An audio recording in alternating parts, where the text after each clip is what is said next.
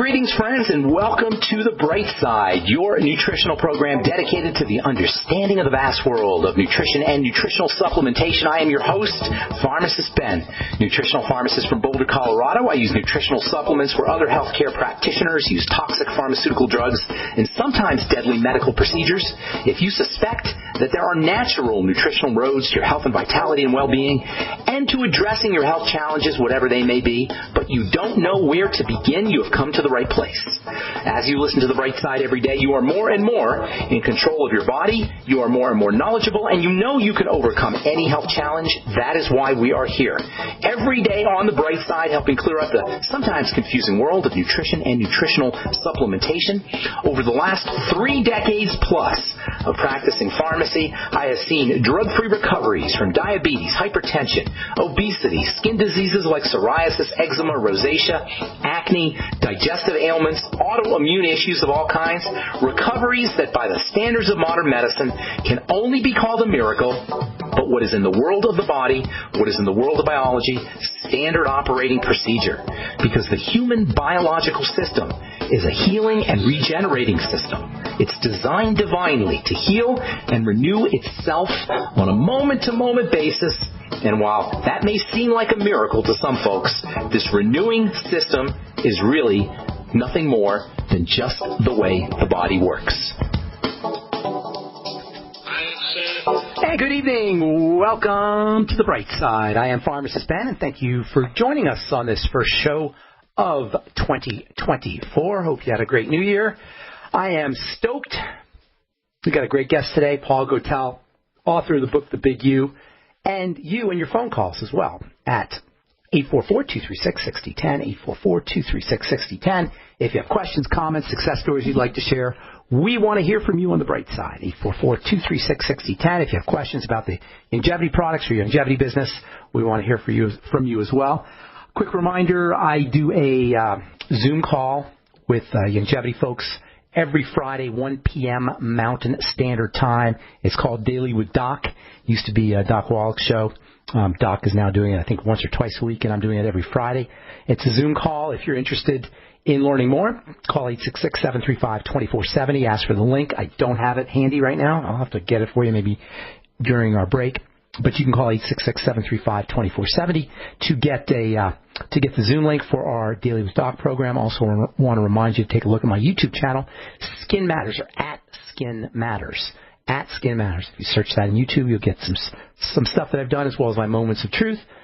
And then if you want to purchase longevity products, of course, you can also call 866-735-2470, 866-735-2470, or head to my websites, brightsideben.com, pharmacistben.com, or criticalhealthnews.com. There's a Join the Team link that you can click on if you want to start a home-based business and be part of the billion-dollar nutritional supplement field, or if you just want to get your longevity products at the wholesale price, hit the Join the Team link at brightsideben.com, pharmacistben.com, or criticalhealthnews.com. You can also call 866-735-2470, 866-735-2470 for more info. And then one last piece of business here. I will be doing a talk for my friends Raymond and Yolanda and Stan Dennison in Houston, Texas. And that will be Saturday, January 20th. Saturday, it's a super Saturday, actually, they call them. And it'll be a big event. It's not just going to be me. There's going to be a bunch of folks. Tom Chenault will be speaking. Stan Dennison will be speaking. Laura Dennison, his wife, who's a fabulous herbalist. She'll be talking as well. And that'll be next 2 Saturdays from now. That's January 20th. It's a super Saturday. It's going to be at the Holiday Inn Express, 1702 North Main Street, Pearl Land, Texas, 9:30 to 4:30 p.m. And if you want more information, you can also call 866-735-2470, 866-735-2470. All right, Paul Gotel, author of The Big U, coming up at the bottom of the hour. And we're going to be talking about the skin for a while. Last program, we talked about the importance of exercising the skin, exfoliating the skin. There's a lot of misunderstandings about exercising the skin. I call exfoliating the skin exercising the skin because the same basic mechanism, the same tried and true mechanism that builds tissue when you lift weights or when you run or when you do yoga or when you do any kind of resistance training applies to the skin. When you tear up the muscle fibers in your biceps or quadriceps or deltoids or whatever part of your body you're working out, the body grows. That's pretty amazing. You lift weights, you stress out your muscles, you tear your muscle tissue, and then the muscles grow. That's an amazing thing that we take for granted. That process, by the way, of growth in response to damage is a phenomena that scientists call anti-fragility. There's actually a really cool book about that called Anti-Fragile that talks about how certain systems in nature respond to duress, respond to stress, respond to damage by getting bigger and stronger and better. Classically, the bone is stronger at the point of the break. That's a classic example of anti-fragility. If you take a house plant and you trim the leaves back, the leaves get bushier. Again, an anti-fragile response. Well, guess what? The skin has, muscles have, and the skin have both that kind of anti-fragile nature where stress and duress lead to growth. That is amazing. Fragile systems, that makes sense. You know, you have a system like a china or something like a silk, something fragile, I don't know, eggshell. It breaks. Okay, that makes sense. It's fragile. Eggshell's fragile. China's fragile. Or something's non-fragile. Steel bars, iron bars, non-fragile. Plastic, non-fragile. You can drop them and they don't break. Nothing happens. They're non-fragile. But an anti-fragile system, that's kind of weird. And only biological systems really manifest anti-fragility. Well, that anti-fragile nature that we know applies to muscles, that's why we exercise, also applies to the skin. And if you disturb the surface of the skin is made up of hard, dead cellular shells. And shells, like hollow shells, except they're not hollow, they're filled with protein. And they're also filled with a molecular sponge that traps water. We can talk about that later. They're a hard cellular carcass filled with protein, molecular sponges, and they act as the barrier to the skin. And it's a good thing we have it. That barrier to the skin is kind of it's almost like a waxy layer, like when you go to the store and get an apple or a piece of produce. Sometimes they'll put wax on it to keep the water in and to keep water out. Well, the skin does the same thing. It has a hard layer on the surface, not really waxy, but it's hard, like a shellac or almost like a fingernail. You can think of it like a fingernail, like a very thin layer of fingernail on the surface. And that stratum corneum, as they call it, stratum means layer, corneum means hard. That hard layer is very functional. It keeps the water in, it keeps the water out. That's why you don't dissolve into a puddle at the bottom of the bathtub when you take a shower. The water beads up off the surface of your skin. God forbid if you were to get third-degree burns and find yourself in a burn ward. Horrible places, by the way. They put gobs of Vaseline all over your burns so you don't dry out. In fact, desiccation is one of the ways people die after they have severe burns. So it's a good thing we have that barrier surface. Well, it turns out that there's signals that are sent from the barrier surface down to the bottom of the skin, the lower levels of the skin, that kind of tell the lower levels what's happening at the top. And when that barrier is disturbed, signals are sent down to the bottom to make things grow. Just like exercise. You disturb the muscle fibers, the muscles grow. You disturb the skin surface, the skin grows. When I say the skin grows, I mean everything, the collagen and the elastin and the hyaluronic acid, and the cells start dividing and the moisture factors are secreted and the fats are produced. Everything you want in a beauty product, everything you want in a skin health product, everything you want in a topical skincare product, from a moisturizer to an anti-aging product to a wrinkle cream, you could achieve that with clever, intelligent, strategic skin exercise, i.e. exfoliation. Now, there's a little bit more to it than that. First of all, let me tell you this. Exfolia, well, I'll tell you this when we come back from our break. I'm Pharmacist Ben. You are listening to The Bright Side. We're talking about the skin, exercising the skin. I call it exercising the skin. But really, technically, the term is exfoliation. Actually, exfoliation is a duplicate or an analog of a process that's always occurring in the skin. Our skin cells are always dropping off, and the lower levels are rising to the top, and the top layers fall off, and the lower levels rise up to the top falls off. That whole process is referred to as transit, as a cell moves from the bottom to the top, and as it falls, the cells fall off. They call that desquamation. That's what's supposed to happen. If you ever seen ashy skin, or if you've seen dandruff, That is the manifestation of a desquamation problem. Under ordinary circumstances, skin cells fall off the skin or off the scalp one at a time, and you don't really see them falling off. But if you have health issues, mostly involving hydration or changes in pH in the skin, the cells will, or nutritional deficiencies, the cells will flop off in clumps rather than one at a time. They'll build up, and then gravity or the weight of the clump will force the cell to drop off. The cell won't come off on its own. And that happens when we get older. That happens when our skin's not as healthy or under conditions of dehydration or nutritional deficiencies.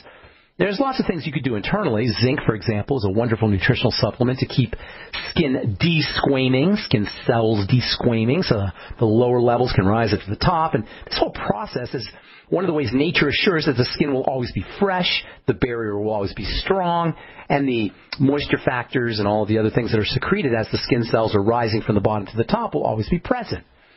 So this movement from the bottom to the top is associated with healthy skin. It's associated with youthfulness. It's associated with skin beauty, the appearance of the skin. But as we get older, that movement just slows down, as does everything. Thus the importance of exfoliation. The word exfoliation actually comes from the word folia, which means leaves. Exfoliate means to remove leaves. Skin cells being leaves, and the same kind of effect that you have when you remove the leaves from the plant, from your house plant. You get bushier leaves, you get bushier skin, thicker skin, stronger skin, more moisture factors, more collagen, more elastin, more youthfulness. That's why I say exfoliation is exercise. And every once in a while, I'll hear some skincare professional, sometimes even physicians, dermatologists, say, oh, you shouldn't exfoliate. That's really hard on the skin. Baloney. You want to exfoliate, especially as you get older, because what you're doing is you're exercising the skin, you're mimicking the desquamatory process, and you're turning on the production of all the good stuff. So then we get to how you do it. Well, there's lots of ways you can exfoliate, with a loofah pad, with a washcloth, with a razor. If you're a guy, you shave your beard, you're exfoliating your skin. Or a woman, I suppose. Just the action of shaving exfoliates. But my favorite way to exfoliate is with the magical, miraculous molecules called alpha hydroxy acids. Alpha hydroxy acids are a family of molecules that exist throughout nature. And this family of molecules of alpha hydroxy acids have incredible benefits for the skin when you apply them topically. Now, I've been working with alpha hydroxy acids since I first graduated from pharmacy school. Actually, when I started my first compounding pharmacy for the skin, I was working with alpha hydroxy acids because I knew from pharmacy school that alpha hydroxy acids have powerful skin effects, but nobody else knew. Well, the general public didn't know, but there were doctors, dermatologists who would write me prescriptions for alpha hydroxy acids for folks who had various skin health issues because, as we'll find out here, alpha hydroxy acids applied to the skin can benefit various conditions, including things like acne and dark spots of hyperpigmentation, keratoses, which is hard, bumpy skin, even skin cancer, pre-skin cancer. You can get rid of pre-skin cancer with certain alpha hydroxy acids. Not to mention just the skin softening and skin smoothing effect, not to mention skin exercising effects and anti-aging effects. So I used to get prescriptions for alpha hydroxy acids, specifically for one called glycolic acid. And I remember I started making products with it. This is the early 1990s. I started making products with them. So I decided I would get ambitious, and I bought myself a drum of alpha hydroxy acid, glycolic acid, a big 55-gallon drum, and I would just dish out of it. And nobody really knew about this stuff, and I would just, make cleansers and various creams and potions and lotions with the stuff. And then one day, the cat was let out of the bag, and a company called Estee Lauder came out with an alpha hydroxy acid product. This was, I think it was 1991 or maybe 1992. And the cat was out of the bag. Our little secret, our alpha hydroxy acid anti-aging secret was out in the world, and everybody knew about alpha hydroxy acids. And all of a sudden, if you guys were involved with skincare, if you were purchasing skincare products in the early 90s, you know what I'm talking about. This was big news. And why was it such big news? I'll tell you why. Because for the first time in the world of over-the-counter skincare, there was an ingredient that could actually make a difference on your skin. Now, today, there's a few other ingredients that can make a difference on your skin. There's not a lot still, but there's a few of them. But back then, there was nothing available over the counter that you could use or buy that would make a significant difference on your skin. Skincare was even more superficial than it is today. It was a joke, even more of a joke than it is. It's still kind of a joke, over-the-counter skincare. But back then, it was really silly stuff, because there was no ingredients that could make changes in the skin. But when alpha-hydroxy acids came out, boom, for the first time, women, mostly women it was, but men too, could put alpha-hydroxy acids on their skin, and all of a sudden they noticed their fine lines were disappearing. They noticed that their skin was brightening in tone. Their dark spots were disappearing. If they had breakouts or blemishes, those were going away. These are all the things, all the benefits alpha-hydroxy acids do. And then all of a sudden you started to get estheticians and skincare professionals. There were estheticians and skincare professionals before, but not like there were after the advent, the release to the public of these alpha-hydroxy acids. And today, most people who are involved with skincare understand how powerful these things are. But we still, as a general public anyway, and even some professionals, still don't understand how to leverage the power of these spectacular, non-toxic, gentle, yet unbelievably effective and powerful and potent skincare ingredients. And when I say non-toxic and gentle, I'm serious, folks. You can eat alpha-hydroxy acids, and you do.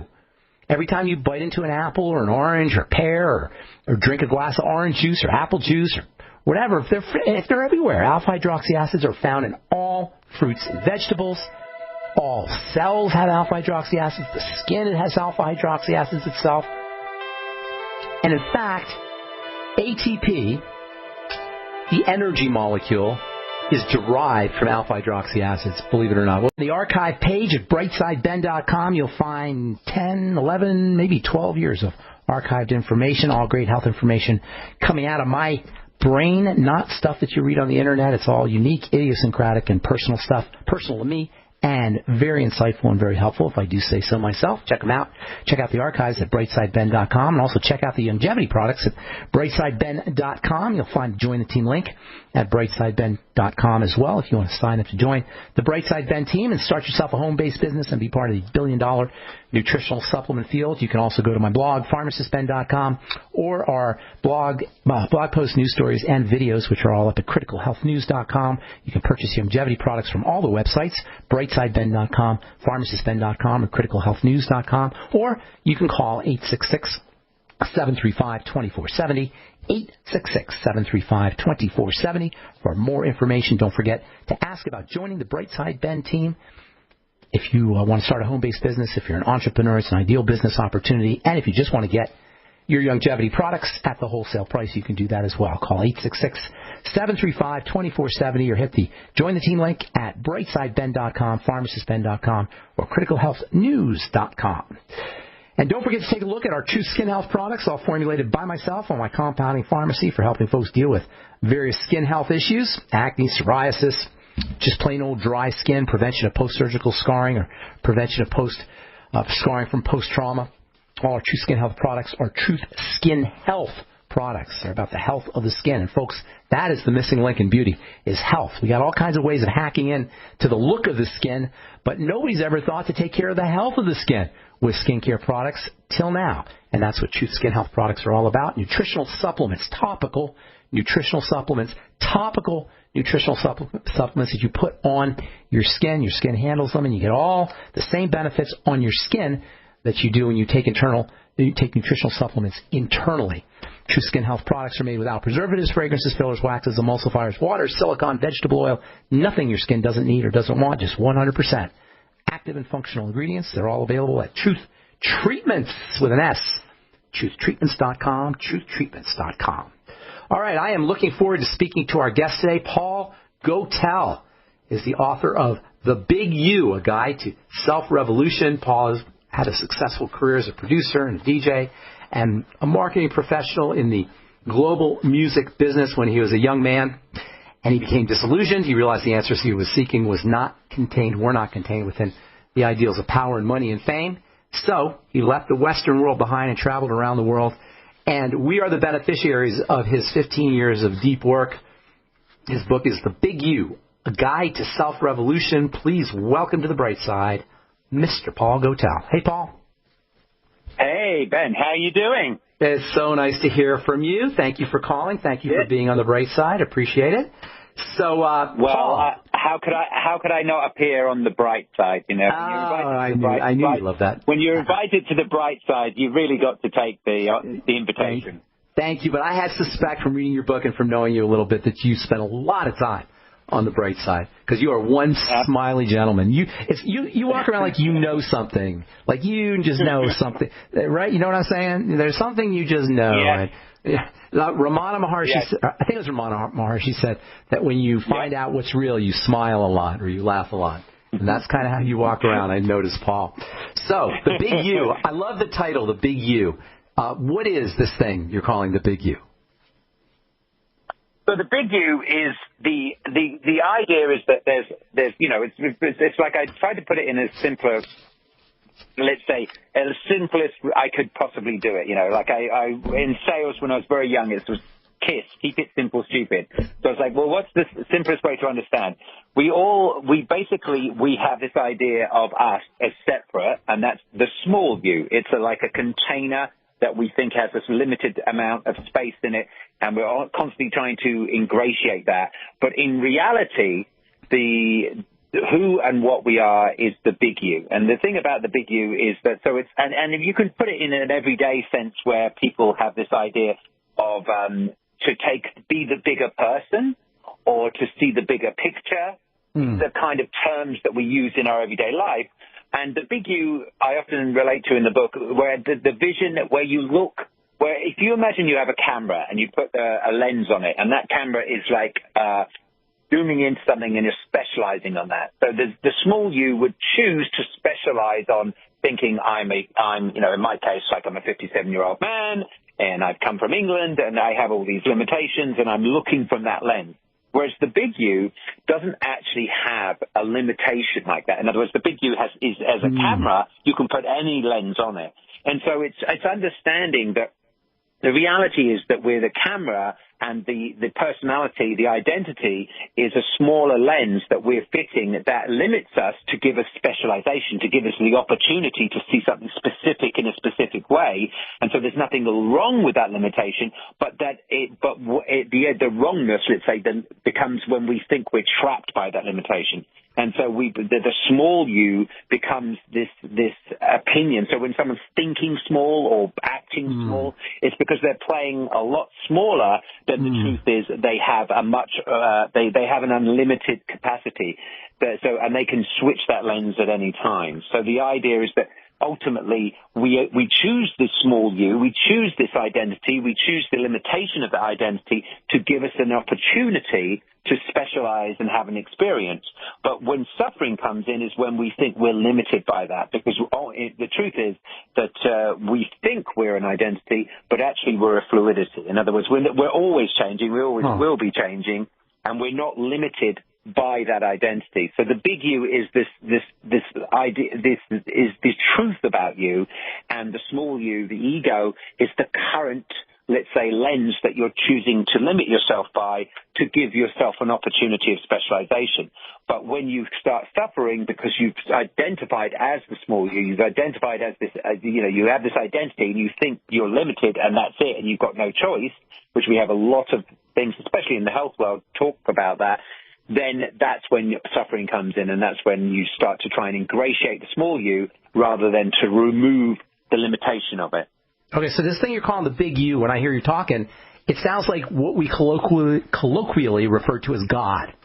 Is that kind of the same thing? I mean, forget the names of it. There's lots of different names for the, like if you're a scientist, you'd say there is at the bottom line, there's energy. There's energy, and energy is moving, and its wavelength and its relationships to other elements of energy moving creates what we call solidity and atoms and these things, and eventually creates what we call material and the material world. But essentially, it's energy moving, what they've realized is that all energy, when you boil it down and you take out its identity, is actually the same energy. And so you could say God is energy. You could say if you have a mental, like a religious background, you have this ideology where you project that God is something that is grander than you, but is still an aspect of you.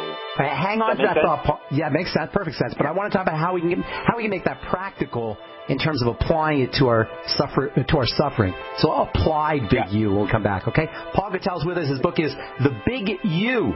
Website paulgotel.com, PAULGOTEL. Paul, before we went to break, we were talking. Hey, Paul. Before you took break, you were talking about this idea of the Big U, and it sounds sort of to me like God. And I'm thinking also superconscious, if you know anything about the way Freud divided everything up into ego-id, and superconscious, or ego-conscious and superconscious, or something like that. He called the superconscious this kind of overriding God self that we have. And that's kind of what I think about when you talk about the Big U. But here's the question, Paul. Somebody's suffering, and as you say, I do agree that it is because we're playing the game small.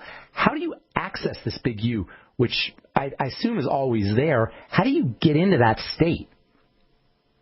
Right. So the Big U essentially has no limitation. So the limitation, as I was describing earlier, of the small U is used for specialization. So in other words, there's a reason why we think we're small, but all suffering is the enforced limitation. So in other words, if you imagine every little child that's ever born comes out and they are just this expression of joy and loudness and everything, and at some point somebody says to them, "That's too much. That's too much. No, quiet down, quiet down, quiet down." And then eventually what happens is you adopt that yourself. And I call it, you adopt the dimmer switch. So it's almost like a light, and you adopt the dimmer switch. And when you get really good at it and you're able to dim your light down enough, then you're allowed to join the adult world, and you're saying, okay, you're a grown-up now. You can behave. And so we all walk around, and so basically that dimmer switch is a resistor, right? And so every day, in every moment, here's our authentic expression. In other words, every one of us knows in every moment, here's authentically what I would do if I didn't have a bunch of reasons why I do or don't want to do it. And then we have what's called a border control. And that border control stops us and says, hang on, are we going to lose something here? Or if we change what we would do, are we going to gain something here? So we're either inauthentic to gain something, or we're inauthentic to not lose something. And so essentially that pressure every day, here is the expression, the Big U, the unlimited source, whether you call it God, source, energy, super you. Basically, it's an unlimited source that comes from within you. It's not a source external, it's a source internal. And you have to hold it back to prevent what you perceive as an identity as either a loss, or you hold it back to a gain. In other words, you're adjusting your authentic expression to try and avoid loss or gain or get gain. And so essentially all suffering is this depression, because either, it's basically, if you are an unlimited source, if you are this energetic vessel for, if we want to use the word God, let's use for God to express itself, through, your specific, let's say, color and age and all these things, there's an expression coming through. You're a conduit. You're not actually a container. You're a conduit for God to express. And then, the expression would be authenticity. Then every time you hold that back, because you have this small idea that you're a limited identity, and you're like, oh, I don't want to lose something, or I'll adjust. So many people know this. 80% of the workforce out there work because they're going to get paid. They don't necessarily love their job or enjoy their job. Not all of them are, as let's say, as beneficial as you and I, where we have made a choice. We're going to do a job that's intrinsically motivating, that's fulfilling in the action of, so that we're fulfilled as we do it. We're not doing it to get something. The getting something is just basically where you are given more resource to give even more. Because most of us, if you don't express what is true for you, you have to suppress it. So all suffering is the suppression and the internal agreement that which you are, that which is true and quality and valuable about you, is you've made a decision through your childhood that those things are not acceptable, that they can cause problems, they can embarrass you, they can upset someone, et cetera, et cetera. And so you have adopted and created this persona that holds you back. So your ego is trying to protect you, but it actually ends up imprisoning you. And so that's why, you have things like in the 40s and 50s, you have this concept of midlife crisis, is when you finally realize that essentially you start the self-revolution because you look in the mirror and you find yourself revolting. And I think we mentioned this, talked about this before off air. But this idea is that when you look in the mirror and you're like, wow, you realize that the cost wasn't worth the payoff. And the cost is like every time you've had to suppress your authentic expression in every moment for whatever reason, either to avoid loss or get gain, you think at some point it's going to pay off. You're going to get something back. And we all know people that have got the car, got the house, got the whatever, right, and then they've done an overdose, or they're really ill, or and you're like, wow. And so a lot of people are buying into this idea that they have to suppress who they truly want to be for the sake of trying to get something. And then later on in life, when they start acquiring these things, they recognize that the payoff wasn't worth the cost. And then that's when the self-revolution starts. So Paul, how, is this a developmental kind of thing where you have to go through a bunch of trauma to finally hit bottom, so to speak, and realize that there's a solution? Or can anybody have this understanding? And if so, how do you get it? Like, it makes sense to me, but I've been studying this stuff for many years. How does somebody who's never heard this, never heard these ideas before, how do they get into that state? Do you have any tips? Are there any techniques? Or is it just the kind of thing that has to happen developmentally? Everybody, the thing is, bigger than this show is a much deeper conversation. But ultimately, the primary language of all of us, like every human being that's ever existed, there is a reason why we think we're the small you. In other words, there's a reason why we identify as something, and it gives us this opportunity to explore from a very specific and unique aspect, which only us can know. In other words, we're the only one in existence that can know and often to do it. The suffering is when we feel we're limited and we feel like we're set in a rut, you're stuck in a rut, so to speak. But you actually can change every moment. You can shift it and change it and trust that guidance. And we all have that guidance, and we have a voice inside of us that we constantly shout down our true guidance. We're like, oh no, we can call it intuition, instinct, insight, etc. And the reason is because at its very crux, we've all believed, we have this ideology of good and evil, right and wrong. And whether you're religious, not religious, we all have these ideas. And generally we think right is gain and wrong is loss. In other words, if we gained anything, whether it be money, pride, achievement, education or a material good, we think, oh, that was a good thing. And so therefore we were prepared to sacrifice our authenticity to gain. And then on the other side, if we lose something, we then think that's a negative. Oh my God, I invested in that. What did I invest? I invested my authenticity. And so the problem is, everything's built on this. And that's why, because we're constantly convincing ourselves that it's a good thing to sacrifice so that we get something.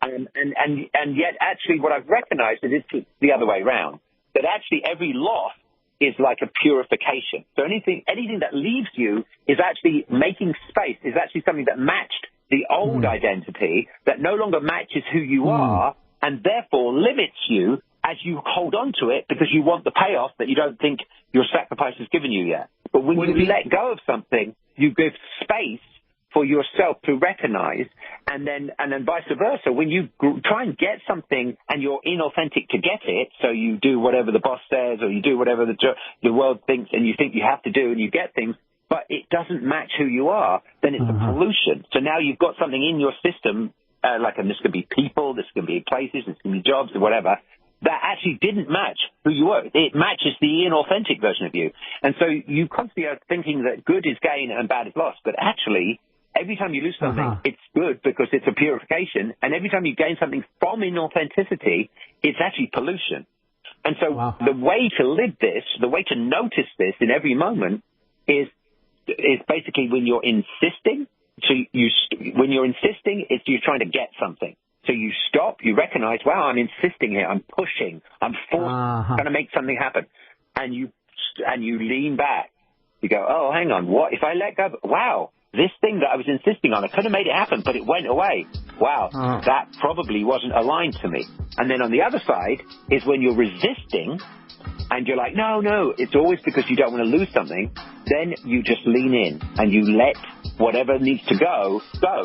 And so instead of living a life where you're grasping and holding, so you've got the closed hand approach, you live a life with an open hand approach. And only each of us in every moment can know that for ourselves. Paul, that's awesome stuff. We're out of time, unfortunately. Well, let's have you back on. You mind hanging on the line? Paul? Absolutely, sure. Yeah, hang on the line, buddy. Thanks so much for coming on The Bright Side. The book is The Big You, A Guide to Self-Revolution. Website, Paul Gotel, PaulGotel.com, paulgotel.com, and that's all the time we have for this evening, friends. We'll be back at you tomorrow, 6 p.m. Mountain Standard Time. I'm Pharmacist Ben. Have a wonderful, beautiful, awesome, spectacular Saturday evening. We'll talk to you all later, folks. Bye for now.